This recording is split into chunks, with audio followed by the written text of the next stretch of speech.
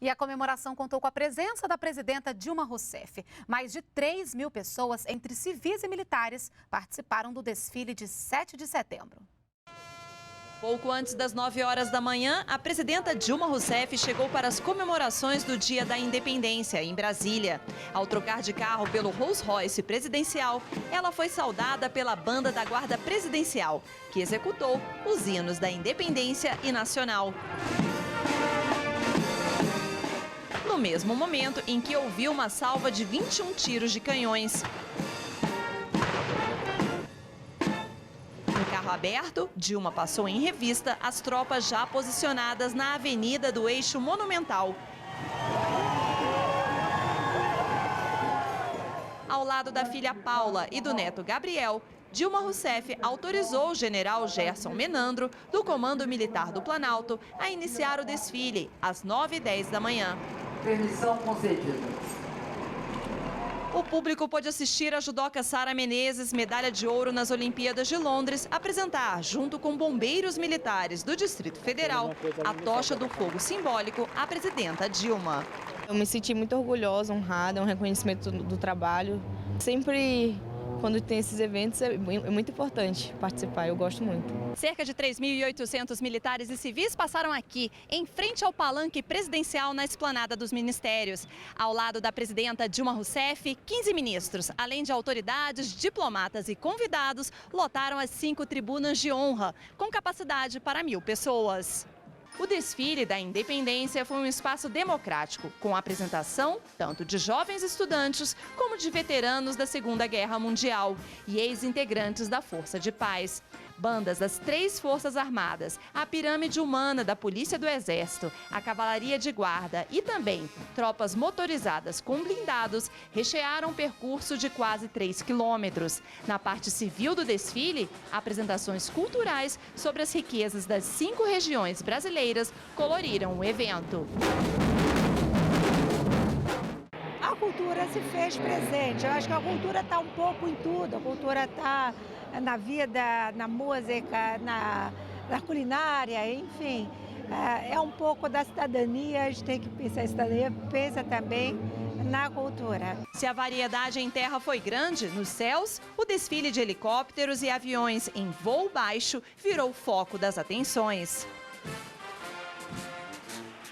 O lema do desfile deste ano é Brasil, um país de oportunidades. A frase comemora as conquistas econômico-sociais no Dia da Independência. É um orgulho enorme estar nesse desfile de hoje, porque representa a consolidação dos direitos humanos, dos direitos das mulheres. O Brasil enfrentou o problema da desigualdade de uma forma muito consistente e isso projetou no mundo, porque nenhum país pode ter presença forte no mundo se ele não tiver resolvido os seus problemas internos. Isso que eu acho que pode celebrar, inclusive, nesse 7 de setembro.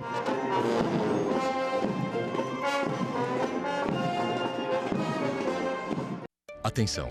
Abre-se nesse momento a Rede Nacional de Rádio e Televisão para o pronunciamento oficial da presidenta Dilma Rousseff. Minhas amigas e meus amigos, amanhã, 1º de maio, é um bom dia para refletirmos sobre uma verdade nem sempre lembrada, que tudo que um país produz é fruto do esforço do trabalhador. E, por isso, todo trabalhador tem o direito de usufruir de tudo que o seu país produz.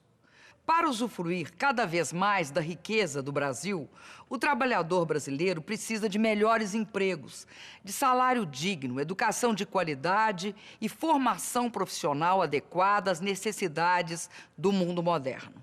Para garantir esses direitos do trabalhador, o país necessita consolidar seu crescimento, equilibrar sua economia, diminuir as desigualdades, proteger sua indústria e sua agricultura, desenvolver novas tecnologias e ser, cada vez mais, competitivo e soberano no mundo. Nosso governo trabalha por isso todos os dias. Tem feito também todo o esforço e criado as condições para que o setor privado, o sindicato, os movimentos sociais e toda a sociedade participem dessa tarefa. Não quero ser a presidenta que cuida apenas do desenvolvimento do país, mas aquela que cuida, em especial, do desenvolvimento das pessoas. Cuidar do desenvolvimento das pessoas significa lutar por uma saúde melhor para os brasileiros pobres e de classe média. Significa prover educação de qualidade em todos os níveis, inclusive cursos técnicos e universitários, no Brasil e no exterior, para brasileiros de talento de qualquer classe social, como estamos fazendo através do programa Brasil Sem Fronteiras, que oferece bolsas de estudos para 100 mil estudantes nas melhores universidades do mundo. Cuidar do desenvolvimento das pessoas significa lutar incessantemente para acabar a pobreza extrema em todas as regiões do país. Significa enxergar o trabalhador como cidadão e, por isso, pleno de direitos civis. Enxergá-lo também como consumidor, com condição de comprar todos os bens e serviços que sua família precise para viver de maneira cômoda e feliz. Faz parte desta luta o esforço do governo para reduzir os juros. A economia brasileira só será plenamente competitiva quando nossas taxas de juros, seja para o produtor, seja para o consumidor, se igualarem às taxas praticadas no mercado internacional. Quando atingirmos este patamar, nossos produtores vão poder produzir e vender melhor e nossos consumidores vão poder comprar mais e pagar com mais tranquilidade. Vem daí o esforço que o governo faz para equilibrar a economia, o que tem permitido a queda contínua da taxa básica de juros.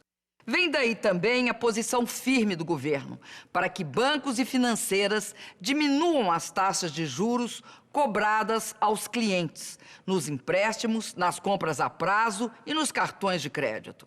Nos últimos anos, nosso sistema bancário é um dos mais sólidos do mundo.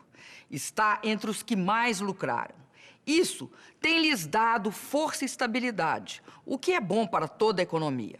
Mas isso também permite que eles deem crédito melhor e mais barato aos brasileiros. É inadmissível que o Brasil, que tem um dos sistemas financeiros mais sólidos e lucrativos, continue com um dos juros mais altos do mundo. Estes valores não podem continuar tão altos. O Brasil de hoje não justifica isso.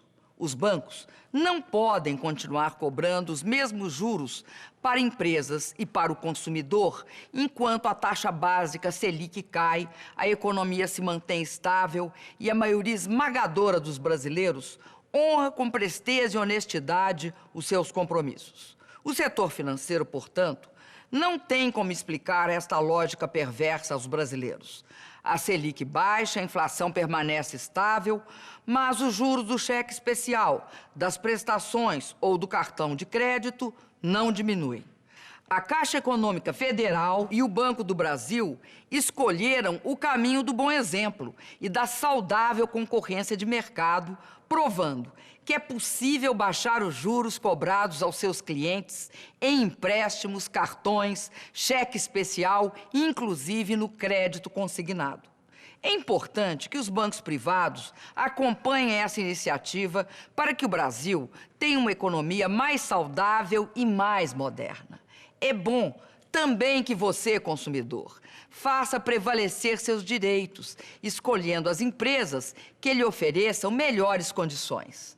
Sei que para que o nosso país tenha uma economia mais forte, é preciso ainda que encontremos mecanismos que permitam uma diminuição equilibrada dos impostos para produtores e para consumidores. E também que tenhamos uma taxa de câmbio que defenda nossa indústria e nossa agricultura. Em suma, os nossos empregos. E que o governo utilize os recursos públicos, sempre de forma eficiente e honesta, para que a população sinta, da forma mais efetiva possível, o bom retorno do imposto que paga. Por sinal, acabamos de retirar os impostos da folha de salários, para que esta carga fiscal deixasse de punir o emprego. Isso está dando mais alívio ao empregador e mais segurança ao empregado. Garanto às trabalhadoras e aos trabalhadores brasileiros que vamos continuar buscando meios de baixar impostos, de combater os malfeitos e os malfeitores e cada vez mais estimular as coisas bem feitas e as pessoas honestas de nosso país. Mas não vamos abrir mão de cobrar com firmeza de quem quer que seja que cumpra o seu dever, que faça a sua parte para que o Brasil cresça e todos os brasileiros cresçam junto, para que nossos trabalhadores e nossas trabalhadoras melhorem sua capacidade de produzir e de consumir, sua capacidade de viver bem, de ser feliz e de fazer seus irmãos igualmente felizes. Viva o 1º de maio! Viva o trabalhador brasileiro! Viva o nosso querido Brasil! Obrigada e boa noite. Brasil, país rico é país sem pobreza.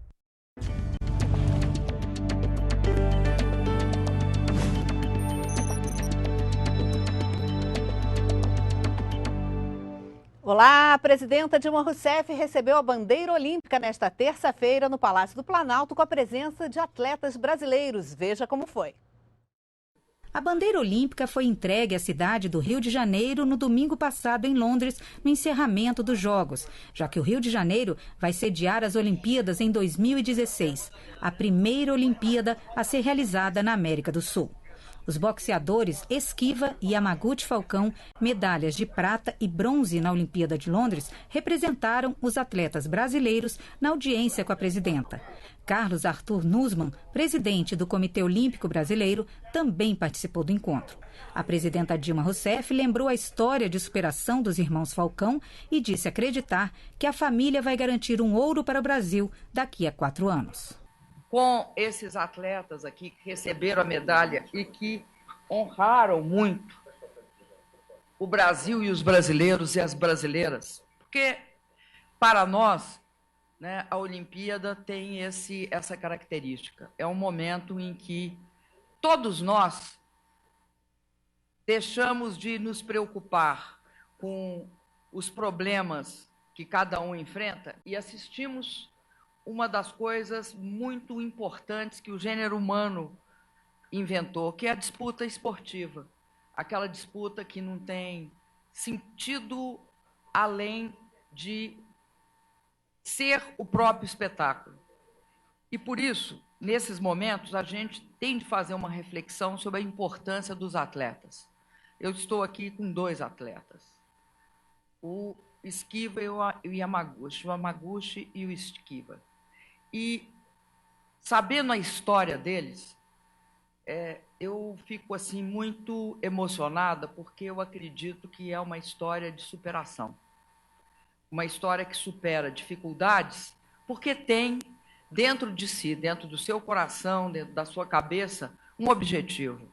E o objetivo deles era ser ganhadores de medalhas olímpicas, porque medalhas olímpicas são muito importantes. Eu estou falando medalhas olímpicas e não estou falando só ouro, só prata, só bronze, porque a distinção é essa. A distinção é ser premiado, um país ser premiado pela sua capacidade, pela sua expertise, pela sua arte, porque lutar boxe, além de ser uma luta, é uma arte, quando se trata de esporte olímpico. Então, eu fico aqui muito honrada, primeiro, de estar com eles. Segundo, pela trajetória deles. E fico honrada também porque o Brasil conquistou, nessa Olimpíada, o 14º lugar em medalhas, aí somadas as de prata, as de bronze e as de ouro.